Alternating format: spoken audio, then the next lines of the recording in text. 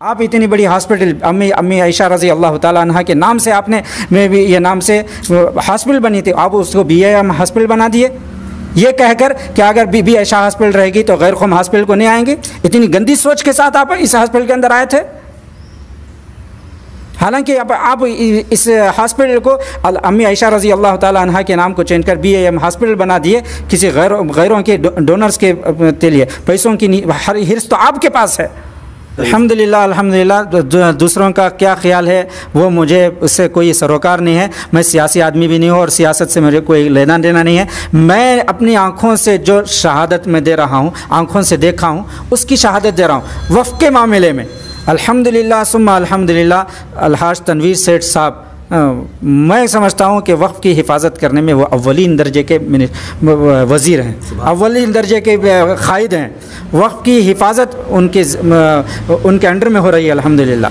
वक़्फ़ के मामले में किसी से वो कॉम्प्रोमाइज़ नहीं करते।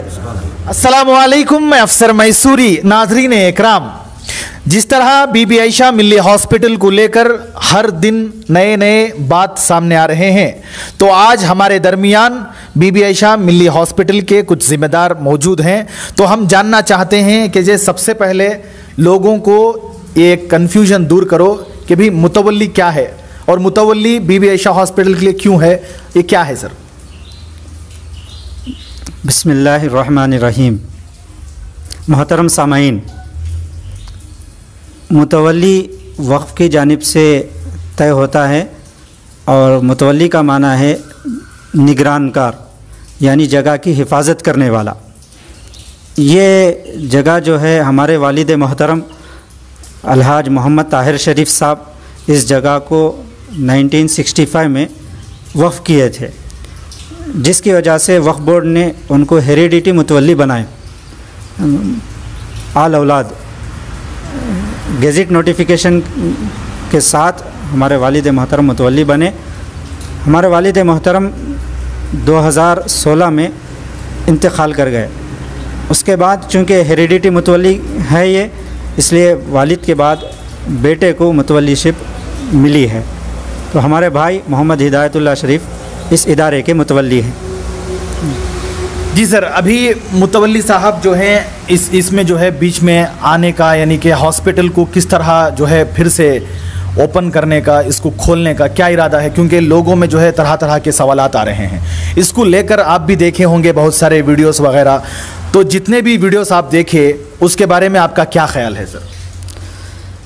जैसा कि गुज़िश्ता एक हफ़्ते से बीबी आयशा मिल्ली हॉस्पिटल चर्चे में है, तरह तरह की अफवाहें फैलाई जा रही हैं, लोगों के जहन को ख़राब किया जा रहा है। असल दो लोगों के दरमियान में एग्रीमेंट होता है, मुतवल्ली यानी वक्फ बोर्ड और जमीयत खुदादाद ट्रस्ट, इन दो के दरमियान में 1990 पर एक में एग्रीमेंट हुआ था 30 साल का, कुछ टर्म्स एंड कंडीशंस के साथ। 2021 में उनका 30 साल मुकम्मल हुआ। उस 30 साल मुकम्मल होने से 1.5 या 2 साल पहले जमीयत खुदादाद ट्रस्ट जो है उसके ज़िम्मेदार सदर अलहाज अब्दुल अज़ीज़ चांद साहब हमारे भाई मुतवल्ली हिदायतुल्लाह शरीफ साहब को सरेंडर ऑफ लीज़ कर दिए। एक तो 91 का एग्रीमेंट है आपके सामने और दूसरा surrender of lease. Surrender of lease भी आपके सामने डॉक्यूमेंट्स है। जब दो फरीक़ैन के बीच जो एग्रीमेंट हुआ था, यहाँ को क्लोज़ हो गया जी। जैसे ही एग्रीमेंट क्लोज़ हुआ, वक्फ बोर्ड की जानिब से हमें लेटर आया कि टेक पोजीशन, और न्यू टेंडर कॉल के वास्ते हमें लेटर आया कि नए जब पुराने लस्सी ख़त्म हो गए तो नए लस्सी की तलाश में हम टेक पोजीशन के लिए टेंडर कॉल किए। टेंडर कॉल में जो हिस्सा लेने वाले थे 10 से 12 अफराद अल्हम्दुलिल्लाह हिस्सा लिए। उसमें जो गुज़िश्ता एक हफ़्ते से इकबाल साहब जो बेंगलुरु के रहने वाले हैं, वो कौन है हमें तो पता नहीं, वो ना तो हमारे साथ एग्रीमेंट किए हैं ना तो हमारे साथ हमारे लस्सी हैं। वो हमें उनसे कोई लेना देना नहीं है, और इसीलिए हम उनको जवाब देना भी हमें मुनासिब नहीं समझे। मगर ये वो चाह रहे हैं हमारे माध्यम से, हमारे न्यूज़ के मुताबिक वो कह रहे हैं कि पिछले 7 साल से वो आपके साथ यानी कि इसमें काम कर रहे हैं। इसमें आपका क्या कहना है? काम तो 91 से बहुत सारे लोग, उल्फत फ़ातिमा ने किया है, डेलवी उनके जौहर, वो भी यहाँ पे मैनेजमेंट में साथ थे उनके। तो हर एक आकर अपनी अपनी चीज़ों को क्लेम करता जाए तो हम हर एक को जवाब तो नहीं दे सकते। एक आसान सा सवाल है, लोगों को भी सवाल इसका जवाब देना है कि जो भी एग्रीमेंट किया गया है उनसे हमारा लेना देना है। ओनर और लेसी जो किराएदार होता है उसके दौर में इसके एग्रीमेंट में वो कौन ट्रस्टी है, किधर ट्रस्टी है, ट्रस्टी चला रहा है, ट्रस्टी किसने, कौन सा ट्रस्टी कितना इन्वेस्ट किया है, इससे हमना कोई लेना देना है। अगर ऐसा मसला है तो पूरे 12 के 12 ट्रस्टी हैं उनके ट्रस्ट में, 12 के 12 ट्रस्टी कुछ ना कुछ इन्वेस्ट तो किए होंगे ना हॉस्पिटल के लिए। तो 12 के 12 भी अगर आकर हमसे पूछने लगें तो हम हर एक का जवाब तो नहीं दे सकते। तो हम जो लस्सी हैं, किराएदार हैं, उनसे हमारा सवाल था, उनसे हमारी चीज़ हमें वापस मिली है तो हमने हमारी चीज़ वापस ली।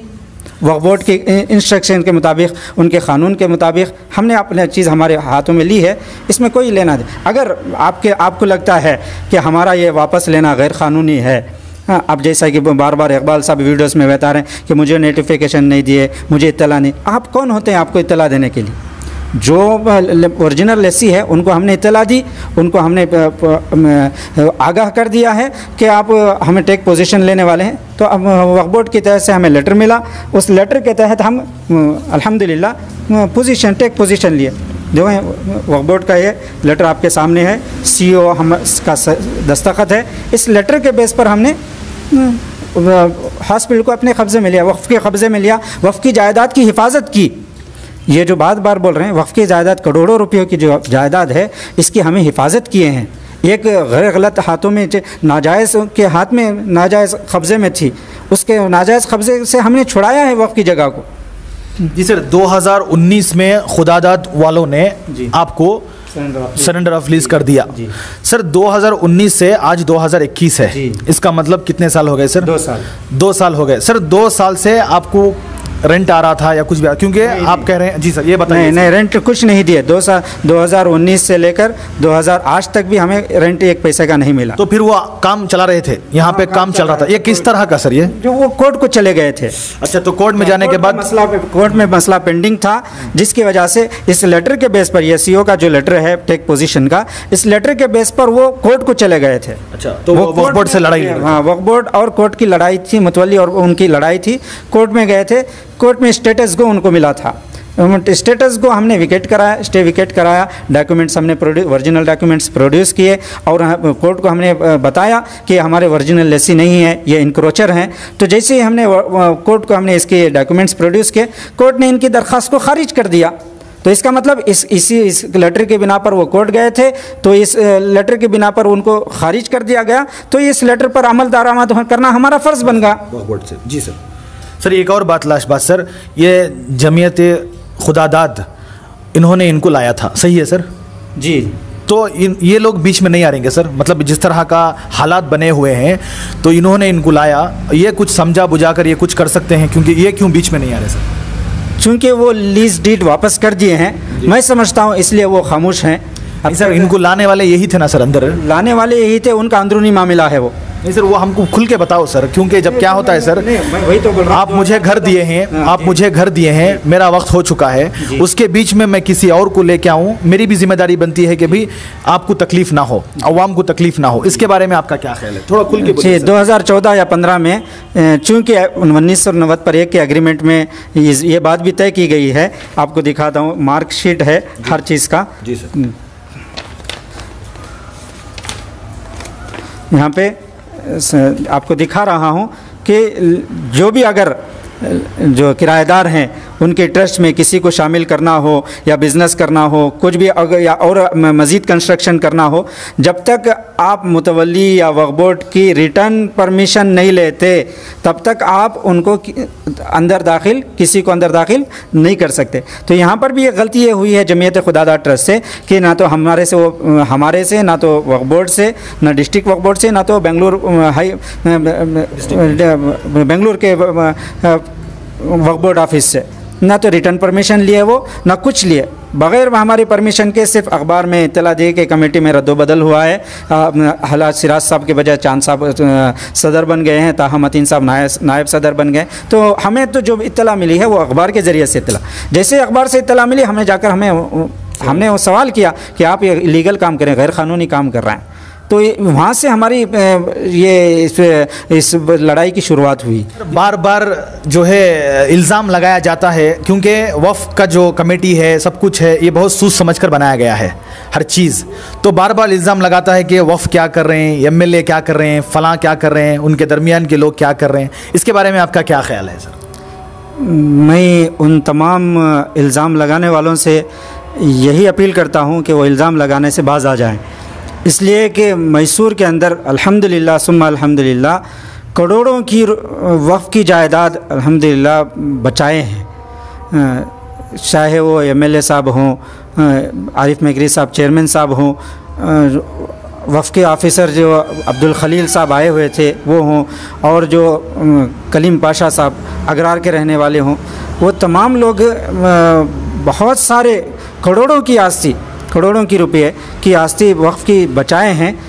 हाल ही एक दो कहीं के बताइए कि जो है बचाए हुए हो। हाल ही में बड़ा मकान के सामने जो जगह है, करोड़ों की रुपये, 100 करोड़ की प्रॉपर्टी है, वो उसका जो कंदाया बनकर पूरा वक्फ को अंडर में लेने वाले कलीम पाशा साहब, और कागजात पूरे नहीं थे, कागजात नहीं थे, कागजात बनाने वाले, करोड़ों रुपयों की जायदाद को वक्फ में अंडर में लेने वाले।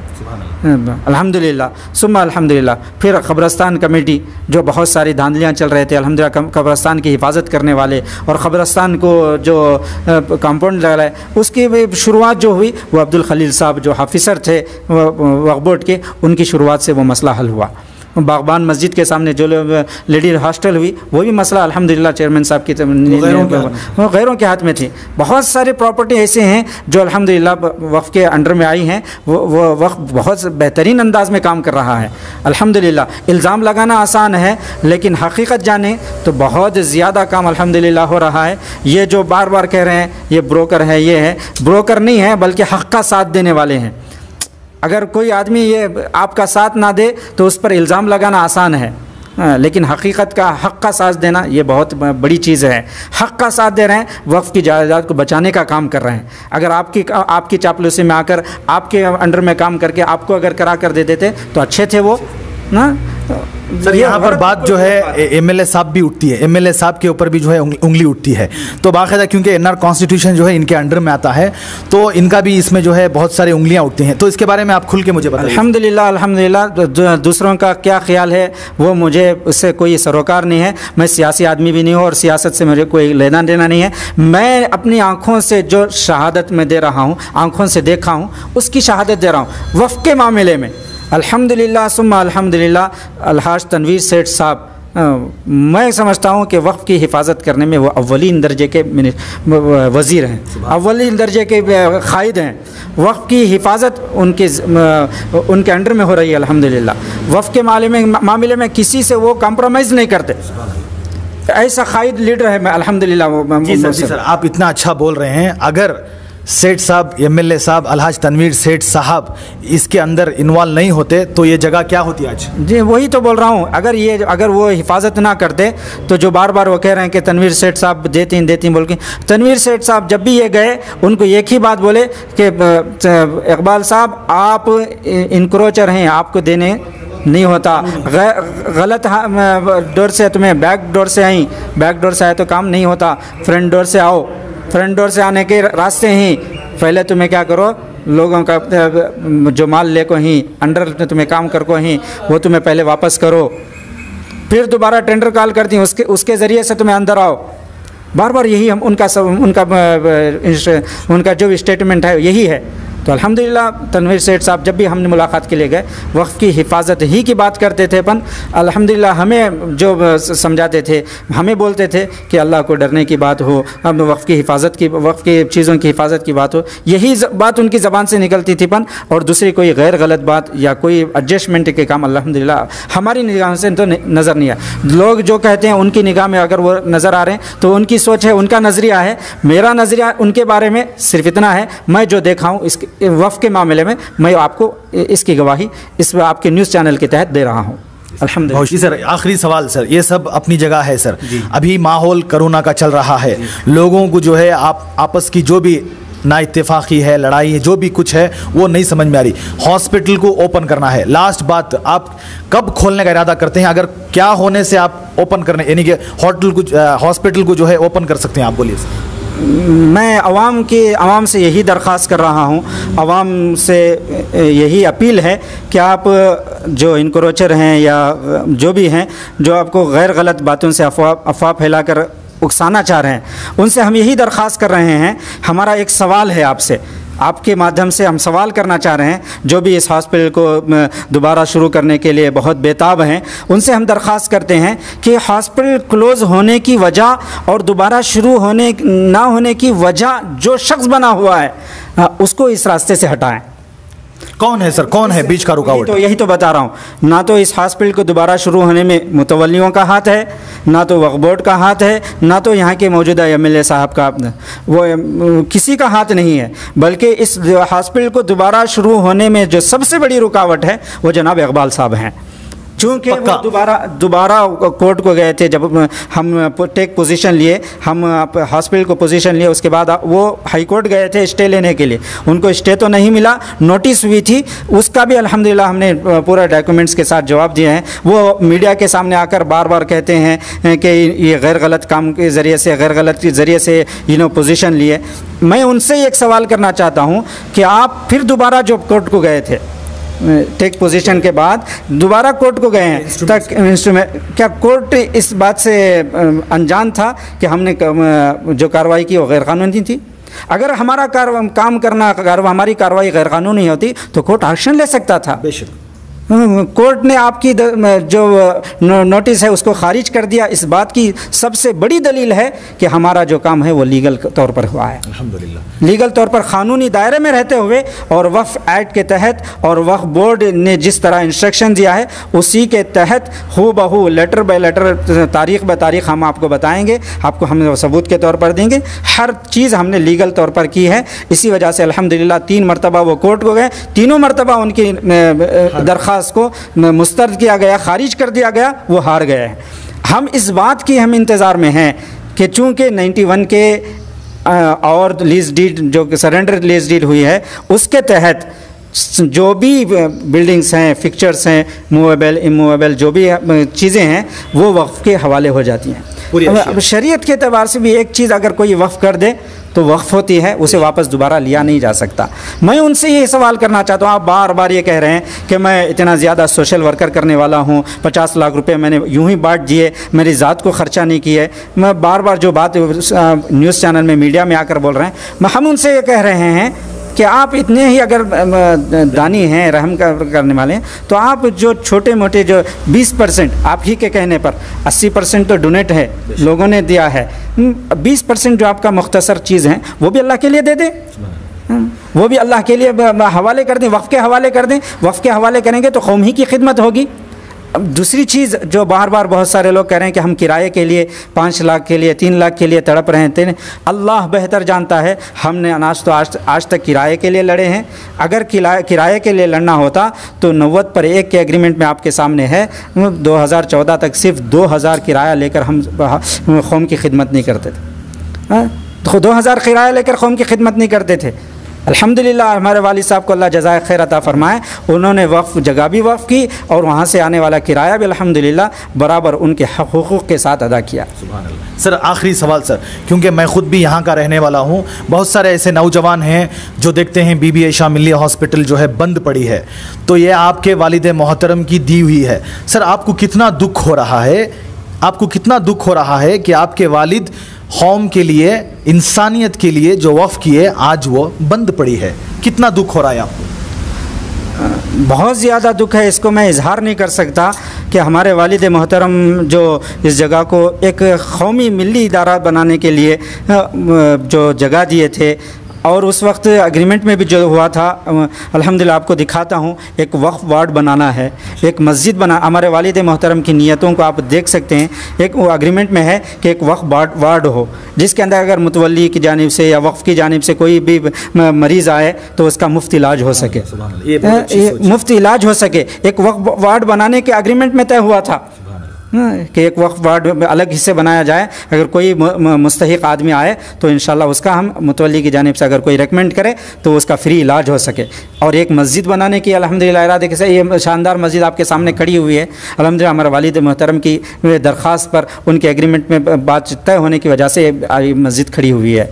तो अल्हम्दुलिल्लाह हमारे वालिद मोहतरम की इतनी सारी कौम की खिदमात होने के बावजूद आज इस हॉस्पिटल की वजह से हमें बदनाम किया जा रहा है, मुतवल्लियों को बदनाम किया जा रहा है। ये बड़े दुख की बात है। जो भी हज़रात ये काम कर रहे हैं, मैं उनसे अदबन दरख्वास्त करता हूँ कि ऐसे गैर गलत बातों से अपने आप को भी बचाएँ और हमें भी बचाएँ। अल्लाह सबके शर से हम सब की हिफाजत फरमाए। मैं दरख्वास्त करता हूँ कि आप हकीकत को जानें, हकीकत को समझें, हकीकत को समझकर जो रुकावट बन रहा है उस रुकावट को दूर करने की कोशिश करें।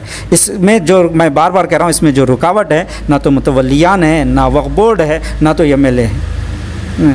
आज ही अगर इकबाल साहब जो कह रहे हैं, जो जिन्होंने हाई कोर्ट में अर्ज़ी दाखिल की थी, जिनकी अर्ज़ी खारिज कर दी गई, उस जजमेंट को जप रहे हैं, अगर वो इकबाल साहब ये कह दें कि मैं फिर दोबारा टर्मिनेट कोर्ट का नहीं जाऊंगा, फिर दोबारा मैं कोई भी क़ानूनी कार्रवाई नहीं करूंगा, मैं जो भी किया हूं अल्लाह के लिए वक्फ़ कर दिया हूं, पैसे कमाना में जो वो बात बोल रहे हैं कि मैं कुछ भी नहीं कमाया, उनकी ज़बानी वो कह रहे हैं कि 5 करोड़ रुपये कमाए जी, 5 करोड़ रुपए कमाए। किसके, मैं अगर उन्हीं की ज़बान से बात करूं तो किसके बाप की कमाई है?